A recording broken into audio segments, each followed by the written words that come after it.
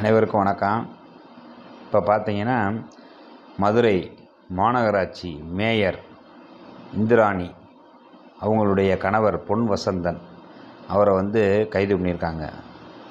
அதாவது திமுக கட்சி பிரமுகர், ஒரு கட்சிக்கார், அவரை இன்றைக்கி கைது பண்ணியிருக்காங்க.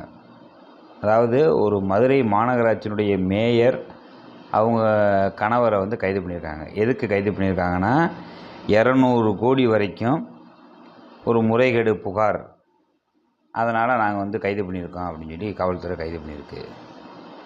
இதை விடவாங்க ஒரு மதுரை மாநகராட்சிக்கு ஒரு கெட்ட பேர் வேணும். உடனடியாக மதுரை மாநகராட்சி மேயரை பதவி நீக்கம் செய்யணும். ஒரு ஊழல் குற்றச்சாட்டுக்கு புகார், அவருடைய கணவரை கைது பண்ணியிருக்காங்க. உடனே தார்மீக பொறுப்பேற்று மேயர் பதவி விலகணும். அதே நேரத்தில் நடவடிக்கை எடுத்த தமிழ்நாடு அரசாங்கத்துக்கு இந்த நேரத்தில் நம்ம நன்றியை தெரிவித்துக்கிறோம். நம்முடைய கட்சிக்காரர், திமுக அரசாங்கம், திமுக கட்சி அது அரசாங்கம் நடத்துது.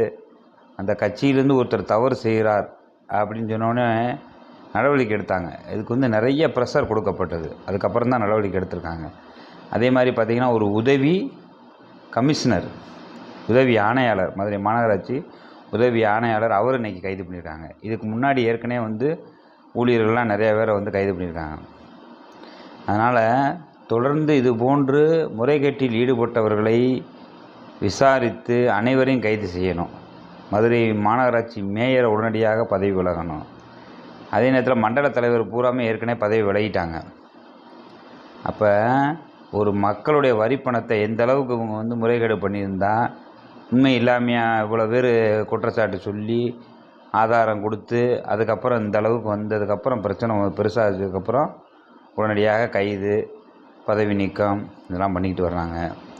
அதனால் இந்த மக்கள் ஓட்டு போட்ட மக்களுக்கு தெரியணும், எப்பேற்பட்ட மக்களுக்கு நீங்கள் ஓட்டு போடுறீங்க பாருங்கள். இந்த மாதிரி ஊழல் செய்கின்றவர்களுக்கு நீங்கள் தொடர்ந்து வாய்ப்பு கொடுத்தால் இதுதான் நிலைமை. நம்முடைய வரிப்பணம் ஒரு நாளைக்கு 1 கோடி ரூபா மதுரை மாநகராட்சி மக்களிடமிருந்து வரியாக பெறுகிறது. இந்த 1 கோடி ரூபா வருஷத்துக்கு 300, 350 கோடி வருமானம் வரக்கூடிய இந்த மதுரை மாநகராட்சியில் முறைகேடு புகார், இன்னும் இதை விசாரித்தோம்னா இன்னும் நிறையா வரும். அதனால் நடவடிக்கை எடுத்த அனைவருக்கும் நன்றி.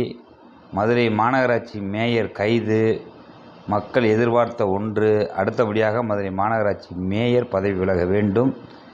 தொடர்ந்து தப்பு செய்தால் தண்டனை நிச்சயம். அரசன் அன்று கொள்ளுவான், தெய்வம் நின்று கொள்ளும். மதுரை செல்லூர் பகுதியில் பாருங்கள், தொடர்ந்து சாக்கடை தண்ணி ஓடிக்கிட்டு இருக்குது. மக்கள் பூரா நரகளில் நடந்துக்கிட்டு இருக்கேன்.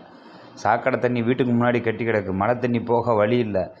இப்படி இருக்கிற பகுதியில் இந்த மக்கள் இறைவன்கிட்ட வேண்டுவான்ல, இறைவா, அந்த இறைவன் தான் தொடர்ந்து தக்க தண்டனை கிடைக்க வேண்டும். உடனே ஏதோ அரெஸ்ட் பண்ணோம், உள்ளே போனால் அப்புறம் பெயில் வாங்கினா வெளியே வந்தால் கேஸை பார்த்துக்கிறோம்னு இல்லாமல் தப்பு செய்தவர்களுக்கு தண்டனை கிடைக்க வேண்டும்.